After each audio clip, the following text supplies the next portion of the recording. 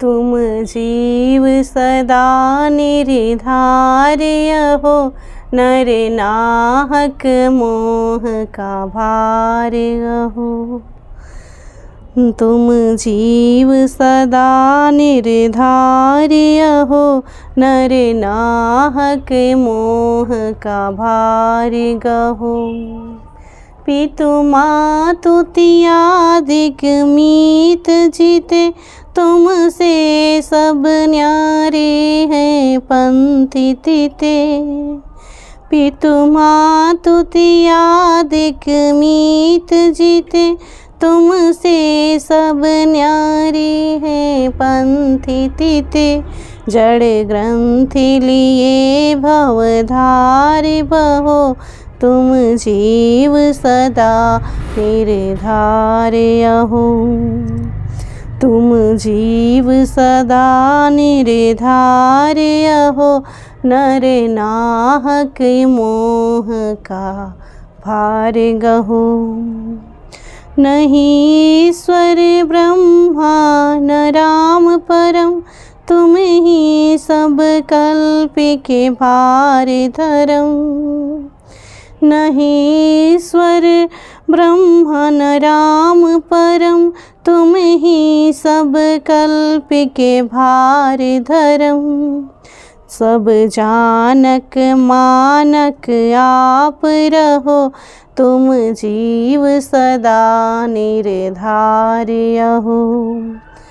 तुम जीव सदा निर्धार्य हो, नर नाहक मोह का भार गहो। तुम सत्य खंड अनूप यानी, जड़ देह वो गेह सिपार बने। तुम सत्य खंड अनूप यानी, जड़ देह वो गेह सिपार बने। बस फिरहूँ दृष्टि स्वरूप लहो, तुम जीव सदा निर्धार्य हो। तुम जीव सदा निर्धार्य हो, नर नाहक मोह का भार गहो। अब भार उतार के पार बसो, नर देह को पाए न फिर फंसो। अब भार उतार के पार बसो, नर देह को पाए न फिर फंसो। नित सत्य स्वरूप में स्थिर रहो, तुम जीव सदा निर्धार्य हो।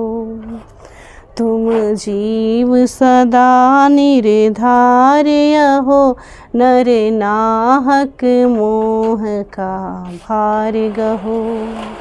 तुम जीव सदा निर्धार्य हो, नर नाहक मोह का भार गहो। साहिब परम पूज्य श्री साहिब जी, मंगलमय संत समाज, सम्माननीय भक्त सज्जनों, भक्तिमयी ममता मूर्ति माताओं बहनों, अर्चना रानी जी ने बहुत सुंदर भजन गाया है। तुम जीव सदा निर्धार अहो, नर नाहक मोह के भार गहो।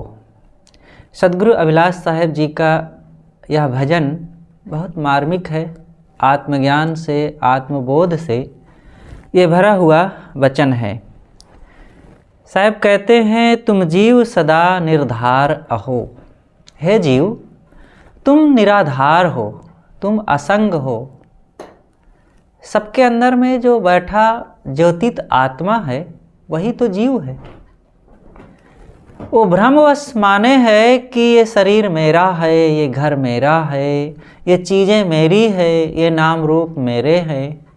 वस्तुतः ये निराधार, असंग, अविनाशी, एक रस नित्य आत्मा है।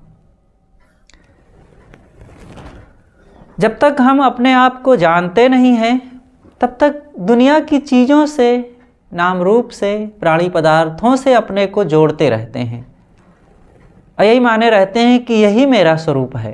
वस्तुतः ये मेरा नहीं है। नर नाहक मोह का भार गहो, ये आदमी व्यर्थ में ही मोह कर करके प्राणियों से, पदार्थों से जुड़ता रहता है और कोई साथ रहता नहीं है। आज इनको अपना माना, छूट जाता है, कल उनको अपना मानता है, वो छूट जाते हैं। कोई एक रस नित्य बना नहीं रह जाता है। पितुमातु त्यादिक मीत जिते, तुमसे सब न्यारे हैं पंथी तीते। कहीं कहता है कि मेरे माता है, मेरे पिता हैं, मेरी पत्नी है, मेरे मित्र हैं। ये जीव मानता है सब तरफ, लेकिन कोई किसी का है नहीं। ये 4 दिन के मेले में कह लें हम कि मेरी माँ, मेरे पिता, मेरे भाई, मेरी बहन, कोई न हमारो जगत में, ना हम काहू के मीत, सत्संगति प्रताप बल रहे मोह गढ़ जीत। सदगुरु श्री पूर्ण साहब कहते हैं, मैं सत्संग के प्रताप से मोह के किला को जीतने का प्रयास करता हूँ और कोई किसी का है नहीं। कोई न हमारो जगत में, ना हम काहू के मित्र, मेरा कोई संसार में नहीं है, मैं भी किसी का मित्र नहीं हूँ। ये अविनाशी आत्म तत्व में ठहरने पर ये बात समझ में आती है और सत्संग करते हुए, संतों की संगत में बैठते उठते ये बात धीरे धीरे समझ में आती है कि मेरा कोई नहीं है। नहीं तो कहने में तो ये लगता है कि ये सब मेरे हैं, लेकिन है वो कोई नहीं। देखते देखते सब कुछ का कुछ घटना सामने घटने लगती हैं। सदगुरु आगे कहते हैं, जड़ ग्रंथि लिए भवधार बहो, तुम जीव सदा सदा निर्धार अहो। ये जड़ ग्रंथियों में, मतलब मोह में बंध करके ये मानता है कि ये मेरे हैं।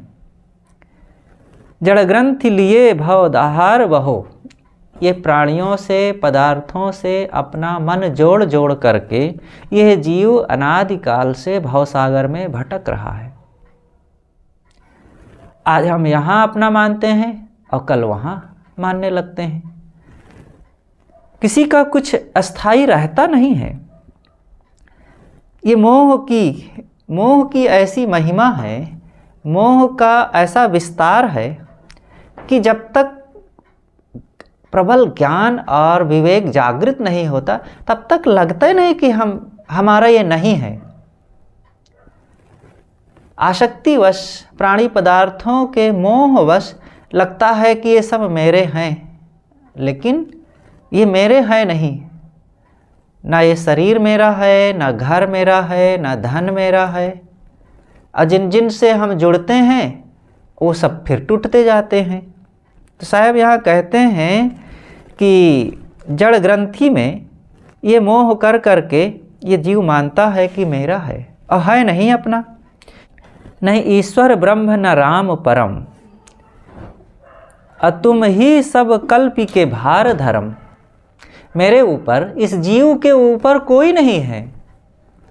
हम मानते हैं कि कोई भगवान है, कोई परमात्मा है और वही मेरा संचालक है, वही मेरे दुखों को मिटाने वाला है, वही मेरा उद्धार करेगा। कोई भगवान, परमात्मा, ईश्वर, ब्रह्म, खुदा बाहर नहीं है जो मेरा उद्धार करने वाला हो और मेरा बेड़ा पार करने वाला हो।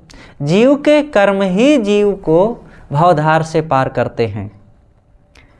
साहब यहाँ कहते हैं कि ये ईश्वर, ब्रह्म, राम मेरे से अलग कोई नहीं है। जीव खुद श्रेष्ठ है। जीवो ब्रह्मयु ना परः, ये वेदांत में स्वामी शंकराचार्य जी ने कहा है। जीवो ब्रह्मयु, जीव ही ब्रह्म है, ना परः, ना अपरः, कोई दूसरा नहीं है। जीव श्रेष्ठ है, जीव महान है। तुम ही सब कल्पी के भार धर्म।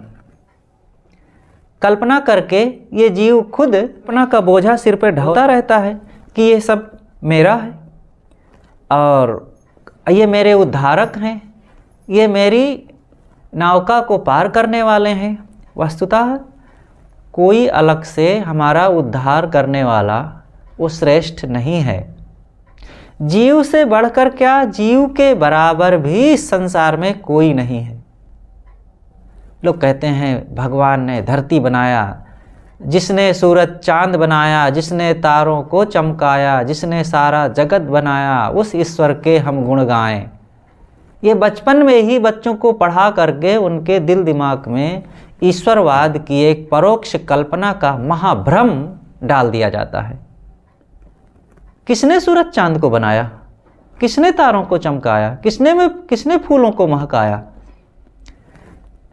कोई नहीं बनाया। अगर बनाने वाला है तो फिर अव्यवस्था नहीं होनी चाहिए, और बनाने वाला है तो बना करके वो कहाँ छिपा हुआ है?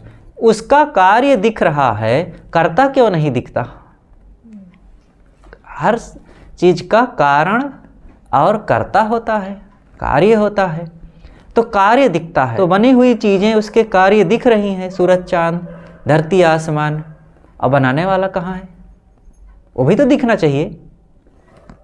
कोई बनाने वाला नहीं है। संसार में दो प्रकार की चीजें होती हैं,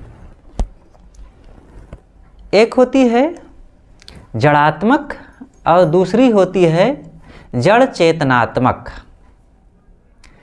जड़ात्मक सृष्टि वह है जो स्वतः बन जाती है, जैसे नदियाँ स्वतः बन जाती हैं, पर्वत स्वतः बढ़ते हैं, सुबह शाम अपने आप हो रही है, धरती अपने आप घूम रही है, और धरती की दैनिक भ्रमण से यहाँ सुबह शाम रात दिन होते हैं। धरती के वार्षिक भ्रमण से ऋतुओं का परिवर्तन होता है। ये धरती अपने आप में एक बार 24 घंटे में 23 घंटे कुछ मिनट, लगभग 24 घंटे में एक बार घूम जाती है, और इस घुमाव से सुबह और शाम होती है, रात और दिन होते हैं। और ये धरती सूर्य की परिक्रमा लगाती है निरंतर, और ये 365 दिन में 364 दिन कुछ घंटे, लगभग 22-23 घंटे में सूर्य की एक परिक्रमा लगा लेती है, और इस परिभ्रमण में ऋतुओं का परिवर्तन होता है। इसीलिए तो एकदम फिक्स टाइम पर, निश्चित समय पर हर साल बरसात आने लगती है, ठंडी आ जाती है, गर्मी आ जाती है।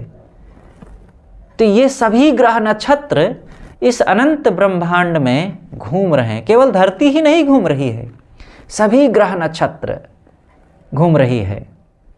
ये धरती का अपना एक उपग्रह है, वो चांद है। चांद को लेकर के सूरज का परिक्रमा कर रही है। ऐसे मंगल भी, बुध भी, शनि भी, बृहस्पति भी, सब घूम रहे हैं। तो इनको कौन घुमा रहा है? कोई भगवान घुमा रहा है? नहीं, ये स्वतः है। इन जड़ तत्वों की अपनी क्रिया ही उनकी गति है, और गति ही संपत्ति है। इसलिए कोई भगवान परमात्मा अलग से नहीं है। ये धरती और चांद सितारों में जो परिवर्तन हो रहा है, ऋतुओं में हो रहा है, ये जड़ात्मक सृष्टि है। दैनिक रूप से जो हो रहा है, निरंतर हो रहा है, सदा से हो रहा है, ये जड़ात्मक। और दूसरी है जड़ चेतनात्मक। इस मकान को बनाने वाला कोई चेतन है, इस माइक को बनाने वाला कोई चेतन है, इस सड़क को बनाने वाला कोई चेतन है। तो जड़, मकान है तो जड़, लेकिन किसी चेतन ने बनाया है। पक्षी का घोंसला, चूहा की बिल, कोई चेतन ने बनाया है। तो दो प्रकार की सृष्टि होती है, एक जड़ात्मक और दूसरी होती है जड़ चेतनात्मक। अब ये स्वतः है, सब समझ में आता है। ईश्वर कहीं है तो क्यों नहीं दिखता? इसलिए व्यर्थ में मनुष्य कल्पना कर करके किसी ईश्वर के गुलाम बना और उसके प्रति बड़ी दीन भाव प्रकट करता है, अपने को भूल करके। अपने को हम पहचाने तो सदगुरु अभिलाष देव जी इस भजन में कहते हैं कि कोई ईश्वर ब्रह्म राम खुदा परमात्मा नहीं है, ये सब तुम्हारी कल्पना है। ये मनुष्य की कल्पना है, सारी कला कल्पना है मनुज की, तुम्हारी नहीं तो तुम्हारे अनुज की। जितनी कला कौशल ज्ञान विज्ञान और मशीनें, कल कारखाने, फैक्ट्रियाँ और कुछ भी है, ये मनुष्य की देन है। हमारी नहीं है तो हमारे किसी अन्य भाई की देन है, लेकिन सब मनुष्यों की, ये चेतन की सृष्टि है। भगवान कहाँ है? इसलिए ये भाग्यवाद और भगवानवाद, ये दो वादों ने बहुत अनर्थ किया है समाज में। भाग्यवाद के भरोसे बैठे लोग आलसी निकम्मा बने रहे, पुरुषार्थहीन होकर के ना व्यवहारिक काम किए ना पारमार्थिक काम किए, भाग्य के भरोसे बैठे रहे, मेरे भाग्य में होगा तो मिल जाएगा। ये भाग्यवाद है। और एक है भगवानवाद, भगवान चाहेगा तो मेरा उद्धार कर देगा, भगवान ही बेड़ा पार लगाएगा। ये दोनों हमारे शांति कल्याण से हमको दूर कर देने वाले हैं। इसलिए इन दोनों से हमें सावधान होकर के साधना का काम करना चाहिए, अपने पुरुषार्थ का भरोसा करना चाहिए। और ये पुरुषार्थ के बल पर ही तो आज इस धरती में इतना ज्ञान विज्ञान फैला हुआ है, इतनी अच्छी अच्छी सड़कें बनी हैं, गाड़ियाँ दौड़ रही हैं। मनुष्य थोड़ा सा सामान लेकर ऐसे नहीं चल सकता, लेकिन अपने पुरुषार्थ के बदौलत बड़ी बड़ी ट्रेनें, बसें, रेलगाड़ियाँ, हवाई जहाज़ बनाया और उससे यात्रा, लंबी लंबी यात्रा, मिनटों में, घंटों में, हज़ारों किलोमीटर की यात्रा कर लेता है। अच्छे अच्छे मकान बन रहे हैं, अच्छी अच्छी चीज़ें तैयार हो रही हैं, कल कारखाने चल रहे हैं। तो ये सब पुरुषार्थ के बल पर है। हम सब भी पुरुषार्थ करें। ये संसार साझे का है और इस साझे के संसार में बहुतों के सहयोग से हमारा जीवन चल रहा है।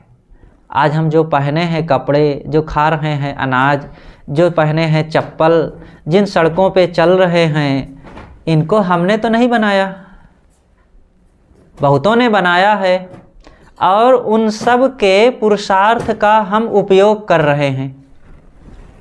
तो हमें भी कुछ ऐसा करना चाहिए कि जिससे लोगों का भी हित हो, किसी ना किसी ढंग से दूसरों का भी लाभ हो। वो कहानी याद आती है, एक सज्जन थे, वो जा रहे थे बाजार। उनका एक छोटा बच्चा था, 5-6 साल का था। कहा, पिताजी कहाँ जा रहे हैं? कहें बाजार जा रहे हैं। कहें बाजार क्या चीज़ होती है? बच्चों का तो मन होता है, हरदम वो प्रश्न करते हैं, बाजार क्या होता है? कहे, चलो आज तुमको बाजार घुमा लाते हैं। बेटा चलो, आज तुमको हम ऐसी चीज़ खिलाएंगे जिसको हजारों लोग मिल करके बनाते हैं। बच्चे के मन में बड़ा कुतूहल हुआ कि अरे रोज़ तो मम्मी अकेली बनाती है, वही खाता था, आज मैं वह चीज़ खाऊंगा जिसे हजारों लोग मिल करके बनाते हैं, कितना आनंद आएगा। उंगली पकड़ा पिता का और चल दिया बाजार। बाजार में जा कर के पिताजी ने एक हलवाई की दुकान से 100 ग्राम जलेबी खरीद करके दे दिए। और वो ले लिया और देख रहा है। पिता से पूछता है, पिताजी आप तो कह रहे थे कि वह चीज़ खिलाऊंगा जिसे हजारों लोग बनाते हैं, और यहाँ तो एक व्यक्ति ये मोटा मोटा जलेबी छान रहा है, आप कहते हैं हजारों लोग।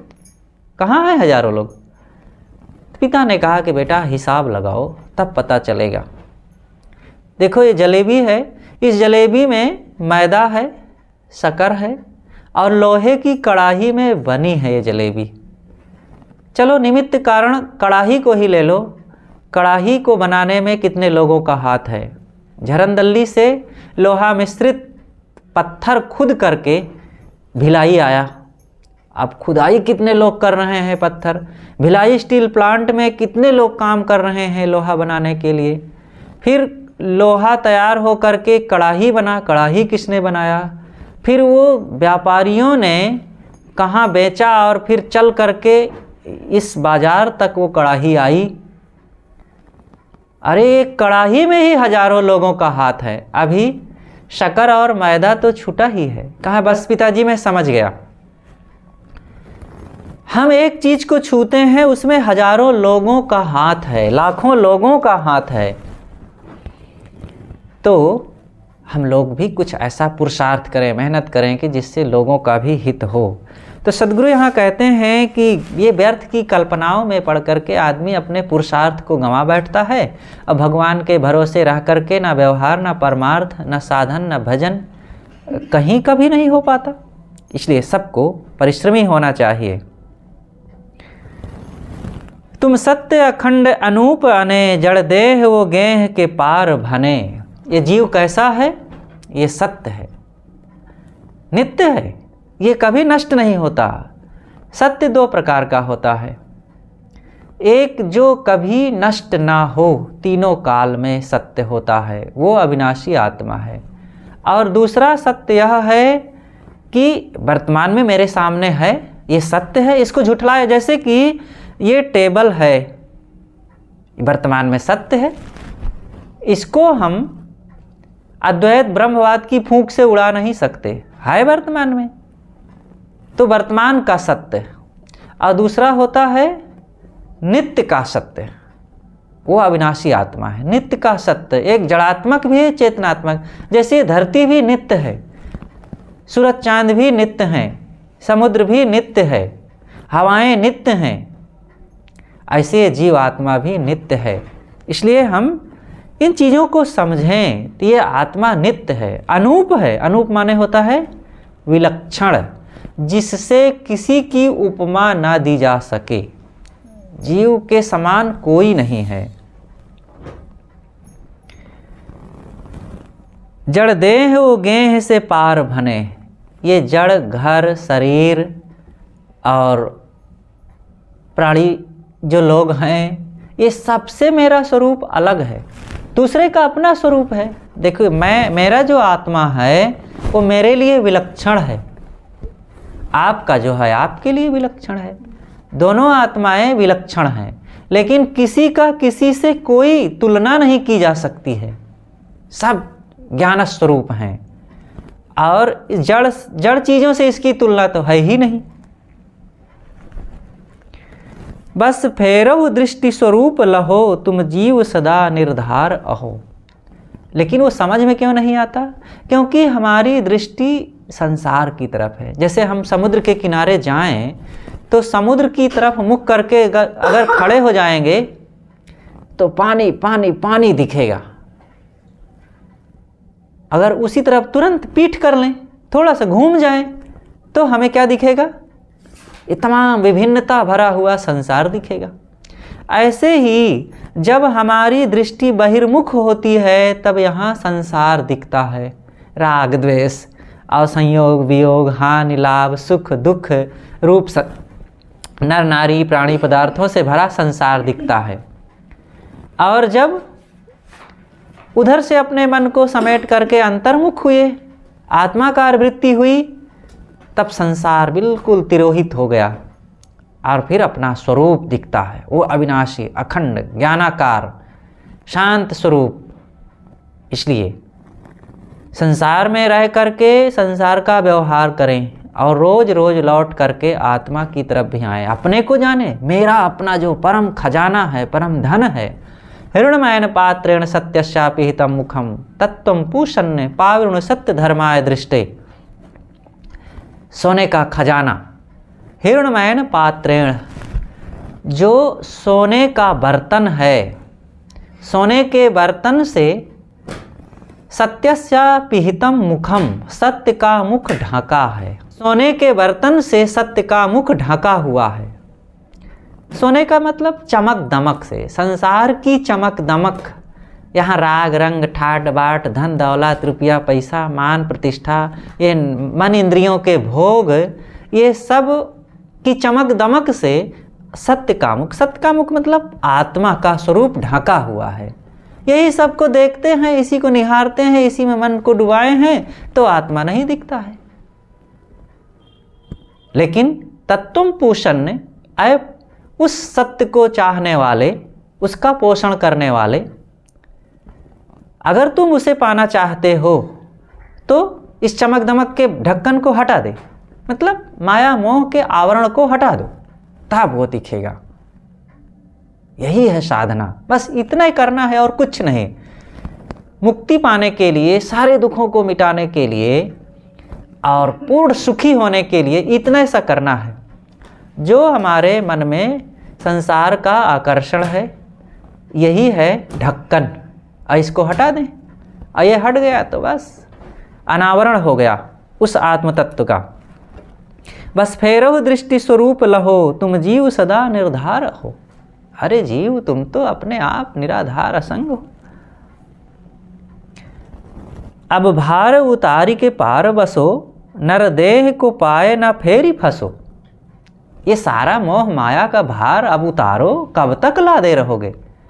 ये व्यर्थ में हम लादे लादे अपने सिर और गर्दन को तोड़ रहे हैं। भूले मन समझ के लाद लदनिया। अरे मन, तू भूला हुआ है, नहीं समझता है। सावधानी रख, व्यवहार का और कर्म प्रपंचों का भार सावधानी से अपने सिर पर रख, नहीं तो टूट जाए गर्दनिया। ये गर्दन टूट जाएगी, कुछ हो नहीं पाएगा। नरदेह को पाए के फेर ही फंसो। ये नर शरीर मिला हुआ है आज, और फिर फंस रहे हो। अरे जब गाय बैल घोड़ा थे, गधा उल्लू बंदर थे और अन्य खानियों में भटक रहे थे तो फंसे ही थे और वहाँ निकलने का कोई चांस नहीं था। आज तो मानव शरीर मिला है और इसमें भी आकर के वही मोह माया में डूबे हुए हो। कौन है तुम्हारा? को पुरुष कौन का की नारी, अकथ कथायाम दृष्टि पसारी। को पुत्र कौन का को बाप, कोरे मरे को सहे संताप। किसके लिए रो रहे हो? कौन तुम्हारा है? तुम किसके हो? देख लिया दुनिया का सारा नजारा, ना हम किसी के न कोई हमारा। नित्य सत्य स्वरूप में थीर रहो, तुम जीव सदा निर्धार अहो। इसलिए हे साधक, हे शांति इच्छुक, हे कल्याण का पथिक, अगर तुम नित्य सत्य स्वरूप को पाना चाहते हो तो स्थिर हो, अब दौड़ना छोड़ो और तुम सदा निर्धार अविनाशी असंग आत्मा हो। अपने आप में रहो और आत्म ठहराव ही सबसे बड़ा काम है और यह काम सबको करना चाहिए। तो इस भजन में सद्गुरु अभिलाष साहेब जी ने सत्य स्वरूप आत्मा का बोध लखाते हुए ये बताते हैं कि ये जीव कहाँ कहाँ भटकता है, कहाँ कहाँ अपने मन को लगा करके उलझता है और अपनी गरिमा, अपनी महत्ता और अपनी विशालता, अपनी महिमा को भूल करके बस दीन लाचार हीन बन करके जीवन यूं ही बिता डालता है। इसलिए अपने महत्व को समझ करके अपना कल्याण करें। और ये जीव विशाल है, ब्रह्म स्वरूप है। अरे ब्रह्म अलग है ही नहीं है, खुद ब्रह्म है। उपनिषद में वो बात कही गई है कि तत्पश्चात तद्भवत तदासीत। तत्पश्चात ऋषि कहता है कि अरे तुम साधना करोगे, भजन करोगे, सत्संग में जाओगे और सेवा में लगोगे तो तत्पश्चात तुम उस ब्रह्म स्वरूप को, उस परमात्मा को देख लोगे। तत्पश्चात जब उधर उसकी रुचि बढ़ गई तब ऋषि कहते हैं तद्भवत, तुम वैसा हो जाओगे। देख लेना तो दूर से देख लिए, जिसको देखे वो फिर छूट जाएगा, चला जाएगा। लेकिन ऋषि आगे और 4 कदम बढ़ करके कहते हैं तद्भवत, अरे तुम क्या देख लोगे, तुम वही हो जाओगे। जिसको देख करके तुम खुश होना चाहते हो, तुम खुद वही हो जाओगे। तब और ज़्यादा साधक आगे बढ़ गया और उसके मन में काफ़ी उत्कंठा जगी। तब ऋषि कहते हैं तदासीत, अरे तू क्या हो जाएगा? हो जाएगा तो फिर बिगड़ जाएगा, तू खुद है ही वही। कितनी ऊंची बात है। ये 3 उड़ान भरते हैं आत्मज्ञान की तरफ साधक को बढ़ने के लिए। जैसी जैसी उसकी योग्यता बढ़ती है तो हम लोग उस आत्मज्ञान की तरफ लगें। हमारे ऋषियों मुनियों का जो उपदेश था, उपनिषद का जो चिंतन था, वो आत्मज्ञान का ही रहा। लेकिन बाद में इन कर्मकांडी लोगों ने और स्वार्थी लोगों ने लोगों को उलझा करके इन बहिर्मुखता में तीर्थ मूर्त गंगा यमुना पंडा पुजारी ओझा सोखा के चक्कर में डाल करके बहुत भटकाया है। और इस भटकाव से समाज पूरा बदल गया और उसने अपने लक्ष्य को छोड़ करके केवल भ्रम अंधविश्वास में ही सारा समय गंवा दिया। इसलिए हम लोग जागें और आत्मज्ञान की तरफ बढ़ें। बोलिए सद्गुरुदेव की जय।